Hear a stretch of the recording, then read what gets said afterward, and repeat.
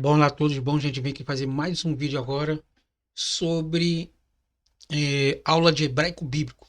Hoje nós vamos fazer a utilização de um dicionário de hebraico bíblico. Algumas referências ali, fazer uma aulinha aqui muito rápida, porque eu já tenho um vídeo aqui no canal falando como usar um dicionário de palavras por palavra, texto por texto, tudo bonitinho. Então esse aqui vai ser um mais simples, tá bom? Para que você possa pegar algumas palavrinhas e ver como se procura ela no dicionário. Às vezes a gente tem a forma do dicionário na palavra ali, e muitas das vezes a gente pega e não consegue achar, porque ela está escrita de uma maneira e no dicionário ela está escrita outra totalmente diferente. Tá? Então o que, que eu vou fazer aqui? Eu vou aumentar um pouquinho, só para você visualizar melhor o texto aqui, tá bom? Então vamos lá para a aula. Esse texto é dedicado à utilização do dicionário de hebraico bíblico, explicando cada componente de informação dos seus itens lexicográficos. Então você tem aqui o item lexical. Você tem a palavra ab. Ab quer dizer o quê? Não sei. Ele tem um M aqui, que é um gênero do item masculino. Isso aqui você vai ver essas informações aqui no dicionário, tá bom? A forma construta dele quer dizer abi, que é o item lexical estado construto singular. Meu pai. Nós temos aqui abot, que é o plural, tá? Pais. Você tem aqui avot, tá bom? É o mesmo de cima? Bom, aparentemente sim. Sendo que um está com kamates e o outro está com pata, ou patá. Ambos são a letra A, mas um aqui tem um sheva. Então é o como é o patá com sheva. Ih, rapaz, agora deu branco aqui, daqui a pouco eu vou lembrar. Deu um branco aqui. Então o item lexical está no estado construto aqui, tá bom? E nós temos a birra, ou a birra, que é o item lexical com sufixo pronominal, tá, da pessoa.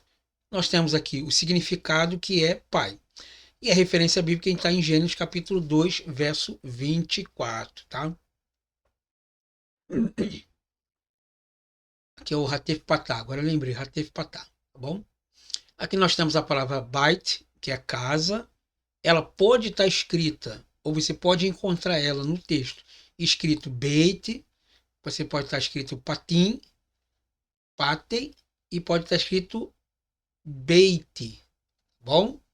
Então essas são as formas dela que você pode encontrar geralmente no, no texto em hebraico. Aí você tem aqui Juízes 11:31, a referência bíblica onde aparece o item lexical, tá bom? Nós temos aqui a palavra Carmelo, ou Carmelo, tá bom? Quer dizer pomar. Aí você tem a referência bíblica aqui.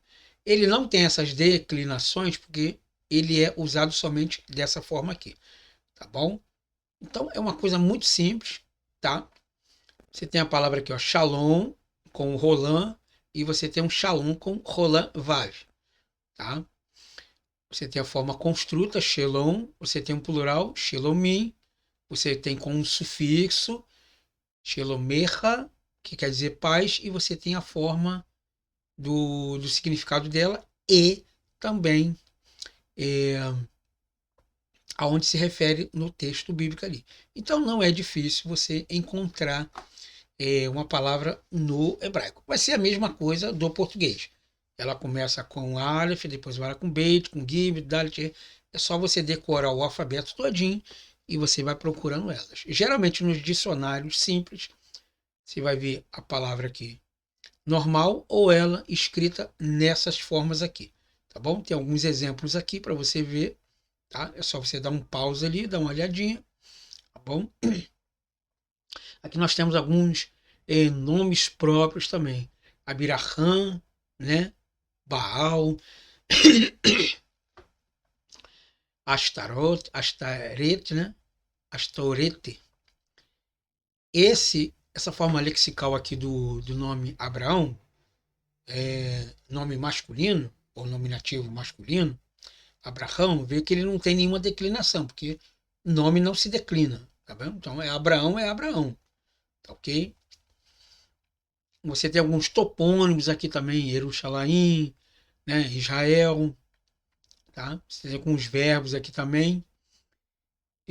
Por exemplo, a palavra barar. Barar pode ser o cal, ajoelhar, pode ser o refil, fazer ajoelhar-se, tá bom? Então aqui é mais uma tradução bem simplesinha mesmo nela, tá? Aqui está alguma ilustração, dicionário léxico aqui do... Esse aqui é do Alonso Escoco, que eu tenho ele, é muito bom, tá? Tem aqui a forma da palavra, que é o estado construto dele aqui, tá? Você tem a forma normal, aí você tem a forma do estado construto aqui. Aí você tem o plural, que são as mesmas informações que tem aqui. Bom, nós temos aqui um outro dicionário também muito bom, de William T. Holiday, Léxico Hebraico Aramaico do Antigo Testamento, também muito bom. Tá? Você tem a forma dele absoluta e tem outra forma aqui, ó, imperfeito, tal. E é muito fácil de manuseá-lo. Esse aqui, então, é mais fácil ainda, tá? Que é o Kist Allen, dicionário hebraico-português, também tem todos os três, tá bom? Para você pegar esses nomes aqui, é só você dar um pause no vídeo, digitar ali, tá? Na Amazon, na Shopping, você, Mercado Livre, você acha esses dicionários aqui, tá bom? Tem uma aula muito simplesinha, não tem muito o que explicar aqui, eu já tenho um vídeo já falando sobre isso aqui, um vídeo mais técnico, tá bom? Mas esse aqui seria mais ou menos só uma forma simples, tá bom? Então vamos falar novamente agora, pausadamente, para você entender o texto. Então, nós temos uma dessas três palavras aqui, ok?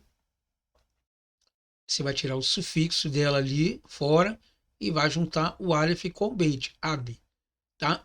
Se ela estiver com abote, você tira esses dois aqui e esses sufixos aqui. Então você vai ter essa forma que você vai encontrar no dicionário.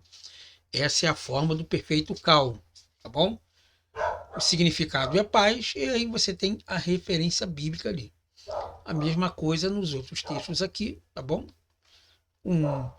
Uma referência só aqui já é o suficiente para as outras, que vai dar a mesma coisa, tá? A única diferença que nós temos aqui são os adjetivos, tá? Hadash, Hadashah, Hadashim, que temos sufixo aqui, ó.